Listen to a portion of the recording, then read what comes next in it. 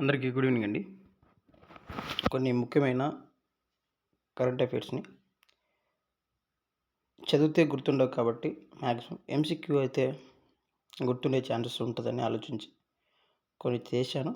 జాగ్రత్తగా వినండి, వీలైతే రాసుకోండి. పీడిఎఫ్ కావాలన్న వారు నాకు మెసేజ్ చేయండి, వాట్సాప్లో నేను పంపిస్తాను. ఓకేనా?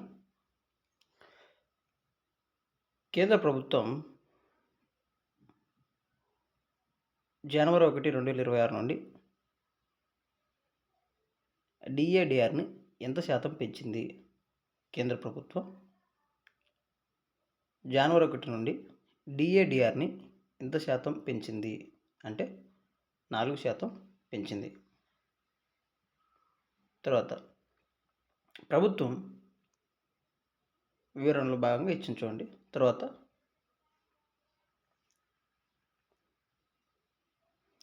మిస్ షేక్ ఇండియా 2026 టైటిల్ని ఎవరు గెలుచుకున్నారు? మిస్ షేక్ ఇండియా 2026 టైటిల్ని ఎవరు గెలుచుకున్నారు అంటే నిషితా యోగేష్ అంతార్కర్. నిషితా యోగేష్ అంతార్కర్ ఇక్కడ ఇచ్చాను చూడండి, ఇమేజ్ కూడా ఇచ్చాను. మిస్ షేక్ ఇండియా 2026 కార్యక్రమం ఎక్కడ జరిగింది?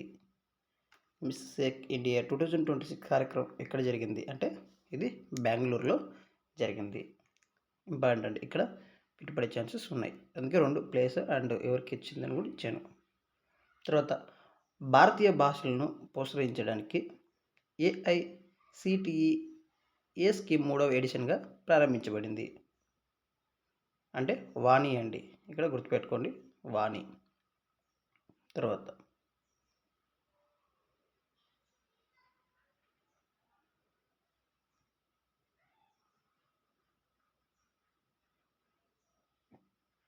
2026లో అండర్-19 గర్ల్స్ సింగిల్స్ టైటిల్ ఎవరు గెలుచుకున్నారు? 2026లో అండర్-19 గర్ల్స్ సింగిల్స్ టైటిల్ని ఎవరు గెలుచుకున్నారు అంటే సిండ్రెల్లా దాస్. తర్వాత ఇది జియోగ్రఫీ పాయింట్ ఆఫ్ వ్యూలో ఇంపార్టెంట్ అండి, న్యూస్లో వచ్చింది. కుల్సీ నది ఏ ప్రధాన నదికి ఉపనది? కుల్సీ నది ఏ ప్రధాన నదికి ఉపనది అంటే బ్రహ్మపుత్ర నదికి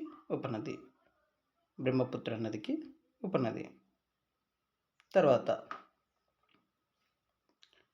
షేకాజిల్ పక్షి అభయారణ్యం ఎక్కడ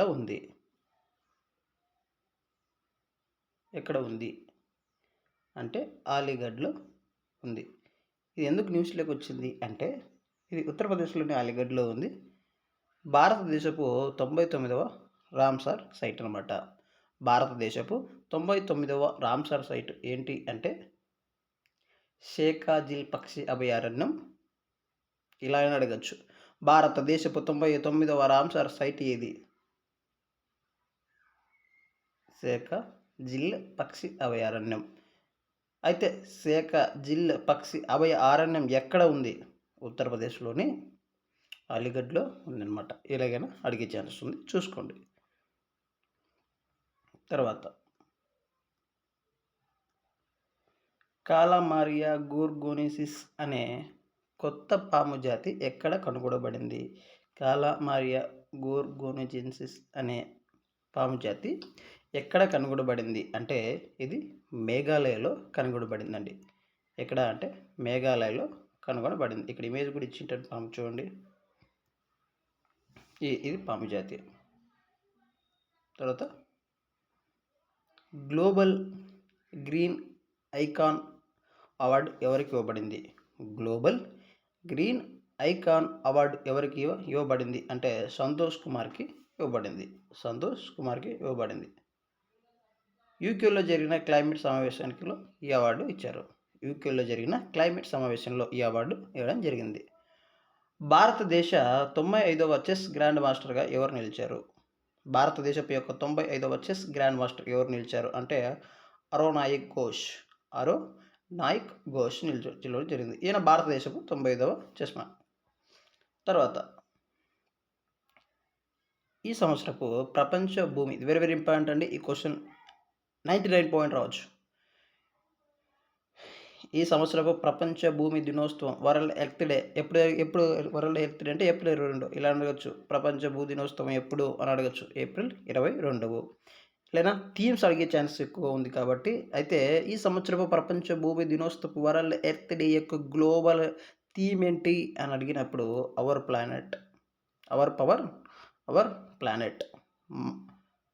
మన శక్తి మన గ్రహం, మన శక్తి మన గ్రహం. పర్యావరణ పరిరక్షణ అవగాహన పెంచడానికి ఈ థీమ్‌ను ప్రకటించడం జరిగింది. ఇక్కడ ఇమేజ్‌లో క్లియర్‌గా థీమ్ ఇచ్చాను చూడండి. ఎలాగైనా మీకు గుర్తుండాలి అనేసి.